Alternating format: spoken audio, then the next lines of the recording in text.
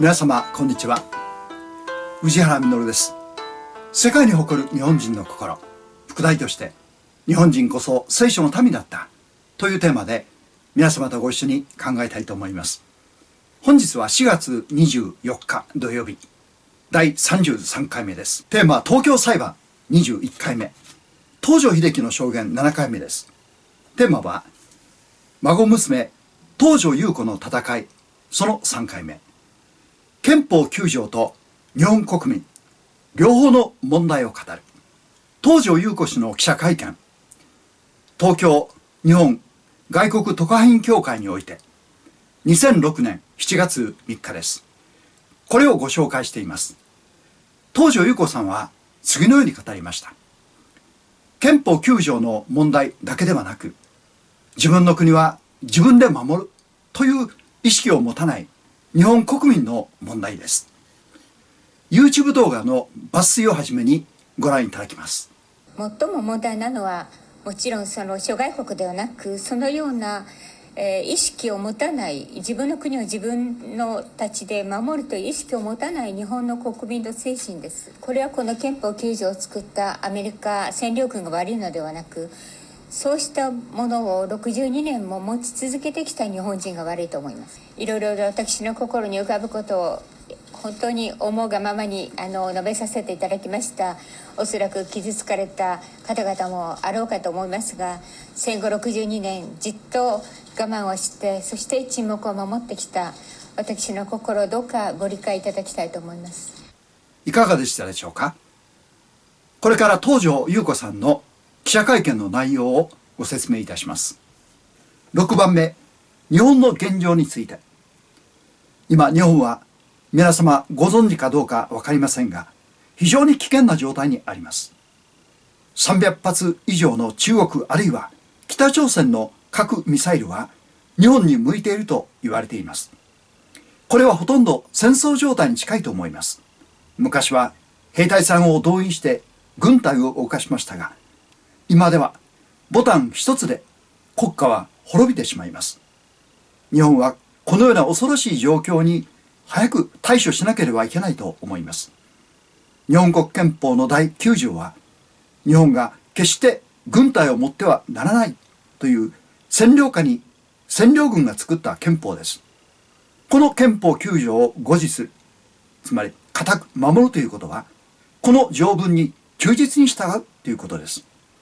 ある日、日本がどこかの国から侵略されても何も反撃はできない。そのような条項なのです。自分の国を自分で守ることができない国。これは果たして独立国家と言えるでしょうか。全人口が250万しかいないシンガポールでさえ、軍隊を用い、米軍と合同演習をして、きちっと国を守る姿勢を持っています。最も問題なのは、無論諸外国ではなく、自分の国は自分たちで守るという意識を持たない日本の国民の精神です。これはこの憲法9条を作ったアメリカ占領軍が悪いのではなく、そうしたものを62年も持ち続けてきた日本人が悪いと思います。日本は今、誇りを失っています。自信も失っています。精神の崇高さも失っています。そういうものがないから、親が子を殺し、子が親を殺す。そのような情けない社会になるんだろうと思います。悲しいニュースを見るたびに、聞くたびに、私は本当に日本人の伝統的精神はどこに行ったんだろうかと、本当に悲しくなります。いろいろ私の心に浮かぶことを本当に思うがまま述べさせていただきました。おそらく気づかれた方もあろうかと思いますが、戦後62年、じっと我慢をしてきた私の心をどうかご理解いただきたいと思います。これが東条優子さんの思いです。ここからは私の説明と感想を述べさせていただきます。まず GHQ が行った日本占領政策の一つが日本国憲法の作成です。この成立の経緯からお話しいたします。日本国憲法は GHQ 民生局の25人が約1週間で作り、無理やり日本政府に押し付けたものです。GHQ はこれを飲まなければ、天皇が戦犯として裁かれるかもしれないという脅しをかけていました。その採択には日本国民の意思も国会の議論さえなかったのです。当時の日本政府としては飲まざるを得なかったのです。GHQ が日本国民の平和と繁栄を目的として作ってくれたと考えるのはあまりにも極楽とんぼではないでしょうか。日本を統治しやすくするため作成されています。最大の目的は二度と米国に歯向かうことがないように縛り付けることです。当然といえば当然のことです。日本の歴史や社会、気質を知らない欧米人がわずか1週間で作成した憲法が戦後75年間手つかずの状態で今日まで来ました。時代に応じて修正を加えようとすれば議会の3分の2の賛成と国民の2分の1の同意が必要であると定められています。つまりまず改正ができないということです。GHQ はこの憲法で日本人を縛り、米国に歯向かうことができないように綿密に仕組んだことがわかります。言い換えれば米国は日本をよほど恐れていました。次に最大の問題である憲法9条と日本の安全保障についてお話しいたします。最近のアジア情勢ではこの問題は喫緊の課題です。しかし改正の議論さえ未だ進みません。次の2項目があります。戦争と武力の放棄、それに交戦権の放棄です。現在の自衛隊は相手がまず攻撃をしなければ反撃は許されないのです。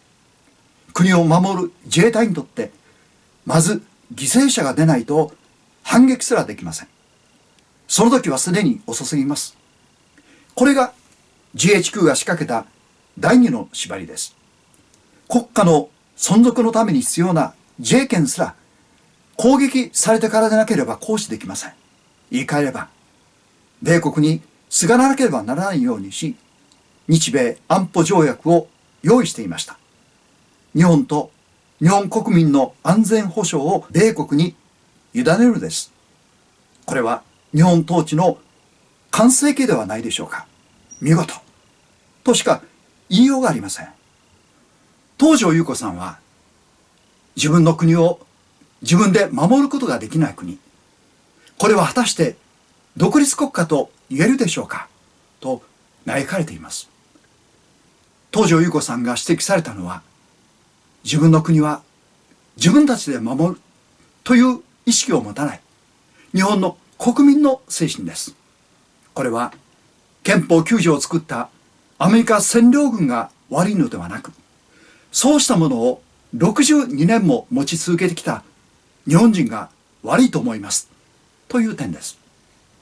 非行に走った人が何十年経っても親の責任にしているのと同じです。いつまで親の責任にしているのかと日本人も同じだと思います。その一方で憲法を改正できない事情が日本国内にありました。変えられないというのではなく、変えさせないという方が正確です。GHQ が去った後も日本人自らの手で継続して支配する仕組みが出来上がっていました。それは政界、司法界、産業界、教育界、マスコミに至るまで深く浸透しています。いわゆる左派勢力と言われます。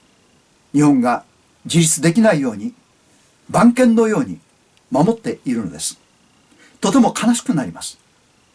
憲法9条の話になると戦争に走っていくと一斉に反対します。中国や韓国も激しく非難します。戦後の日本人が育児ないのではなく、国を憂い立ち上がろうとする人たちを世論を誘導し潰してきたのです。同時に帰化した中国人や韓国人も各界に多大な影響力を持っています。日本人は手かせ足かせの状態です。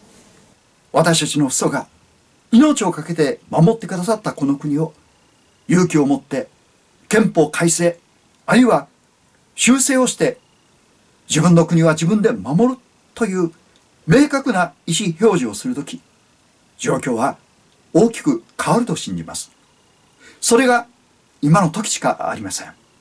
残された最後の機会です。東條英機の孫娘、東條優子さんは2013年にお亡くなりになりました。すでに8年が経っています。日本の行く末を案じ、日本の冤罪を訴え続けられた諸先輩方の多くがすでに他界されている現実に時代の流れを感じます。歴史を風化させてはいけないとことあるごとに叫ばれています。その点で古典を学ぶことがいかに重要であるかがお分かりいただけると思います。古典こそ人類の歴史そのものなのです。現存する最古の古典で世界のベストセラーといえば人類の英知、聖書です。それでは聖書をご紹介いたします。本日引用しますのは今から2000年前の新約聖書です。著者パウルは当時でいうところの古典旧約聖書を引用しました。それは次のように書いてある通りです。旧約聖書の引用です。義人はいない。一人もいない。悟りのある人はいない。神を求める人はいない。すべての人が迷い出て、皆共に無益なものとなった。善を行う人はいない。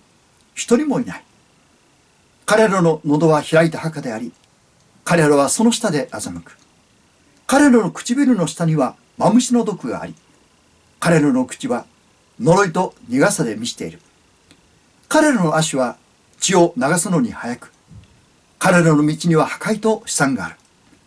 また彼らは平和の道を知らない。彼らの目の前には神に対する恐れがない。新約聖書ローマ人の手紙3章。歴史は繰り返します。そのストーリーは何も変わっていない。変わったのは演じる人間だけである。なぜなら人間の本質は何年経とうが少しも変わっていないからですと言われます。3000年前の言葉だとはとても思えないほど今日的です。彼らの足は血を流すのに早く、彼らの道には破壊と悲惨がある。また彼らは平和の道を知らない。まさに人類の歴史そのもの。これこそ真理です。野獣が獲物を虎視眈々と狙い、好きあらば飛びかかろうとしているのが欧米列強諸国でした。また今日の覇権国家です。そんな中、日本国憲法の前文には次のように記されています。平和を愛する諸国民、つまり世界の人々の公正と真義に信頼して、我らの安全と生存を保持しようと決意した。これは相手を信頼することを基本とすると謳っています。これを戦後75年間、世界に発信し続けたのです。誠意を尽くせば誠意を返してくれるという意味で、一見美しいことですが、とても危険な考えです。皆様はいかが思われるでしょうか。イスラエル人は実に4000年間迫害されてきました。その間1900年国がなかったのです。それでも1948年再建されました。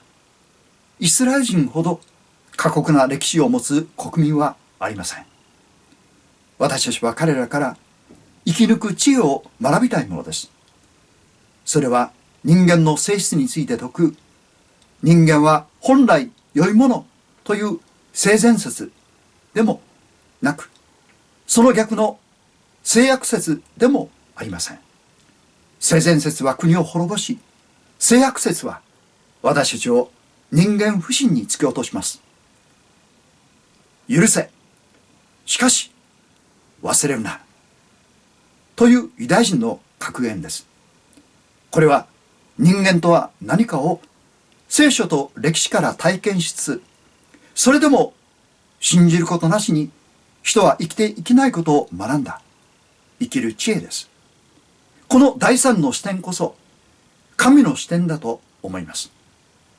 自分を苦しめた相手を許せないなら、その人の奴隷となります。許せない心は自らを苦しめるからです。本当に解放されるには相手を許さなければなりません。これは心の法則です。しかし忘れてはならないのです。相手に隙を与えないために。欧米列強諸国が日本に開国を迫った時、豊臣秀吉はアジアの植民地支配の現状を把握していました。それで彼らの巧妙な罠を見破り、跳ねのけたのです。宣教師追放もその一つです。今も非難されていますが、朝鮮出兵もそのためでした。世界情勢に長けており、断固拒否し、渡り合う勇気を持っていたからこそ、独立国でいられたのです。これが本来の日本人の姿、したたかだったからこそ、万世一系の天皇を抱く独立国家でいられたのです。日本人の持つ平和を愛する心を大切にしつつ、隙を与えない、したたかさを備えた先人のようであってほしいと私は願います。私たちには忘れてはならない。どうしても語り継がなければならないことがあると思います。それは戦争の悲惨さだけではなく、日本人としての誇りではないでしょうか。世界に感動を与えた日本人の素晴らしさは、平和を愛する心でした。それではお知らせです。次回第34回目、5月1日土曜日です。毎週土曜日に予定しています。東京裁判22回目、東條英機の証言8回目です。テーマ、孫娘、東條優子の戦い、その4回目です。戦犯という言葉が公務史に置き換えられた事実。戦勝国がつけた戦犯とは、日本人にとって殉職者です。法的には戦死者同様公務死です。日本人が心を一つにして立ち上がり、4000万もの署名が集まりました。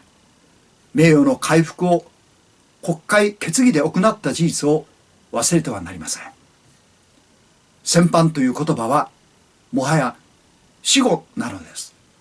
同胞を癒しめてはなりません。よろしければチャンネル登録、ご感想いただければ嬉しいです。本日もご視聴いただき誠にありがとうございました。